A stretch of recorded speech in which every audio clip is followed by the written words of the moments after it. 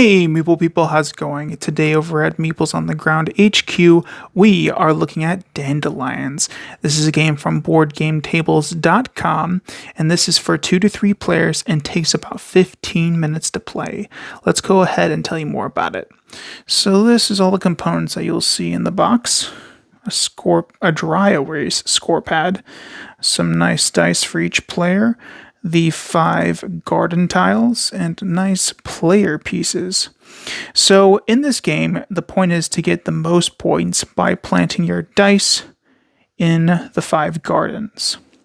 And you do that by using your dice to move your player pieces around to each garden, and then once you land, you can plant your die on that garden to hopefully reap you some points at the end of the game.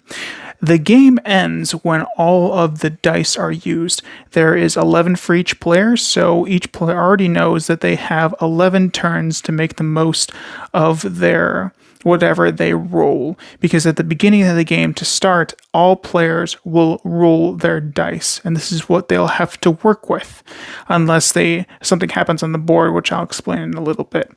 So say we rolled all this out.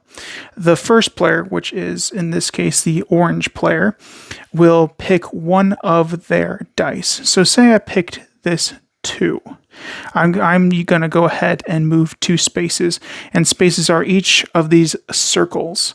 Now, when I move 2, I land on another piece. Now, that's one of the things you have to look out for, and also use the strategy to your advantage. When you land on another player, and then in your final moving space, you move another, whatever that number was. So in my case, I had a 2, I would have moved 2 here, and then I'll move 2 more spaces, and then that will be the end of my turn. Now, when I'm done moving, I should say not the end of my turn, but when I'm done moving, I will take my die and plant it on the garden space that I land on.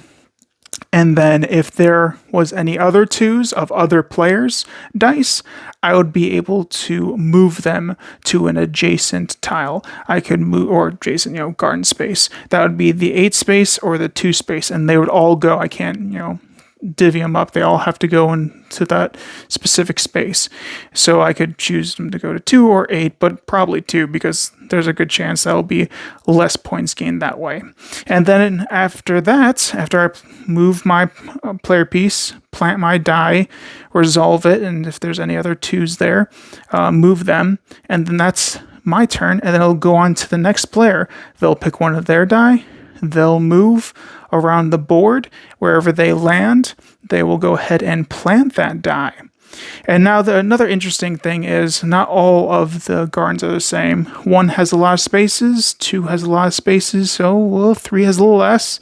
5 only has a couple, and 8 only has 1.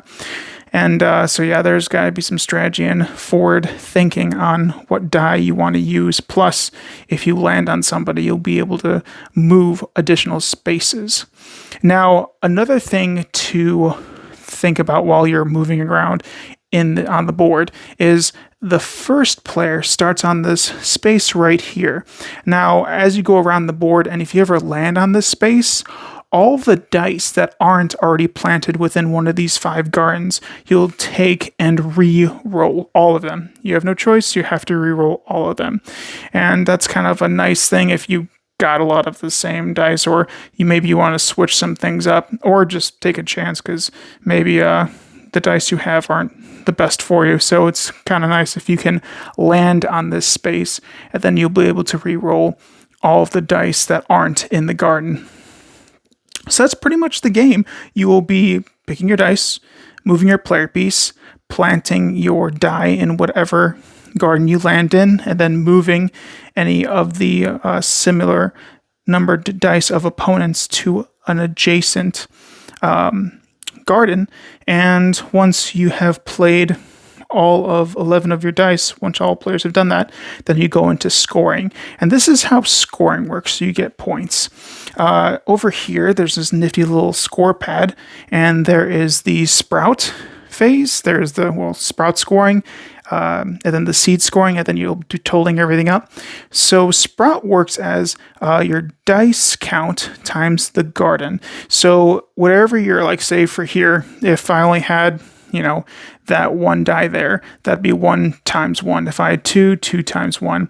So it'd be whatever, how many dice you have times the number of that garden. So you really want to try to get to this 8 and 5 over here as much as possible and stay there. Now, the other way of scoring, after you've done the sprout scoring, is the seed scoring. This is where the game gets interesting, what you're trying to do throughout, trying to strategize while you put out your dice and plant them, because this is where area majority works within the game. So when you play all your dice and you're doing the seed scoring, you're going to see whoever has the most dice there. Whoever has the most dice there will get the sum of their die values as their points. Now, if anyone's to ever tie with their number of dice there, it's going to go to the player with the lesser value of die face on there. So whoever has the lesser gets the points. And if they both tie and have the exact same amount of points from their dice, then they both get to score. And then after that, that's just after the seeding scoring, you're going to go ahead and add all those up, and then do your totals, and then whoever has the highest total is the winner. Any ties, that is a shared victory, which means you just got to play again so you can have bragging rights for this game. But yeah, this game is pretty quick. You already know you have 11 turns within the game. You roll them out, you try to plan out your movements so you can get in those higher areas, but don't shun the, lower areas, because everyone's going to try to go for those higher areas and move your dice out of there, because you want to spread. You don't just want high rollers, because you want to be able to move in specific ways. And that whole jumping on another player or landing on another player and then moving another, however many times you could do that, is just awesome. I think that's a fun way to so people don't share spaces. But yeah, this game's pretty interesting. It's pretty quick. I think it's a good game that if you want to show people that don't normally play longer, heavier games, or even maybe something a little more complicated than this. But yeah, I feel like this is something that is very approachable for new gamers, and is even approachable to experienced gamers.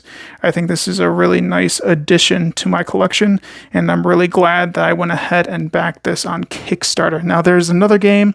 It's like a pizza psychic delivery game that I'm gonna get into soon. But yeah, I hope you all enjoyed this video and found it informative. Now, I'm gonna leave some links in the description of this video so you can learn more about Dandelions and other titles from BoardGameTables.com. And another thing to note is this table we're using is from BoardGameTables.com. Have we gotten meta? Oh my goodness. But yeah, this is or maybe even redundant. But yeah, this table is from BoardGameTables.com, and we have quite enjoyed it. It's very affordable. From like the Wormwood tables. Well, those are like an arm and a leg, but this one, we really have enjoyed it. And look at that. It looks so awesome. This game on this table. Woo.